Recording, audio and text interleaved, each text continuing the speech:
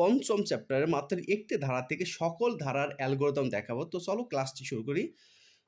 এখানে ধারার ক্ষেত্রে সম্পূর্ণ সবই ঠিক থাকবে। এখানে শুধু আইসন প্রথমে কত আছে, প্রথমে 1 আছে, আমি এখানে 1 লিখছি। যদি 5 থাকতো তাহলে আমি এখানে 5 লিখতাম, যদি 2 থাকতো তার মানে এখানে 2 লিখতাম। তার মানে আমার এখানে এই মানটা পরিবর্তন হবে শুধু। এখানে প্রথম পদ কত 1, মানে যেটা থাকবে সেই মানটা বসাবো। 1 আছে, আমি এখানে 1 লিখছি, 5 থাকলে 5 লিখলাম, যদি 2 থাকতো 2 লিখতাম। এখানে লাস্ট পদ কত আছে n, আমি এইজন্য এখানে n লিখছি। যদি 100 থাকতো তাহলে আমি 100 লিখতাম, যদি 50 থাকতো তার মানে আমি এখানে কত লিখতাম 50, ঠিক আছে। এখানে দেখো কত করে বাড়তেছে 1 2 3 1 2 3, তার মানে 1 করে বাড়তেছে। এই জন্য আমি দেখো এখানে 1 লিখছি। 5 10 15, যদি 5 করে বাড়তো তার মানে এখানে কত লিখতাম 5।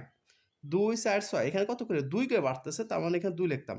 তো মনে রাখবা যদি স্কোয়ার করে থাকে, আগের গুলা দেখো স্কোয়ার ছিল না, এই দুইটা দেখো স্কোয়ার ছিল না, এই জন্য এখানে এস ওয়ান এস প্লাস হয়েছে। স্কোয়ার না থাকলে S one S plus I, কিন্তু এখানে দেখো স্কোয়ার আছে, তো স্কোয়ার থাকলে কি হবে, দেখবা S one S plus I star I, মানে বাড়তি হিসাবে এখানে কোনো স্কোয়ার ছিল না বলে S one S plus I হয়েছে। যদি স্কোয়ার থাকতো তাহলে S one S plus I star I, তখন একটা স্টার বেশি হচ্ছে। যদি 3 3 3 3 আসতো তখন আমার এখানে star S one S plus I star, তখন কত আমার একটা স্টার বেশি হইতো। আশা করি তোমার বুঝাইতে পারছি। এখন আরেকটা বিষয় হচ্ছে, দেখো এখানে এন আছে, তোমরা এখানে এন লিখবা। যদি এন না থাকে, দেখো এখানে যদি এটা এন আছে বলে এন লিখছে, তার মানে এই 150, এখানে কি এন আছে? এন নাই।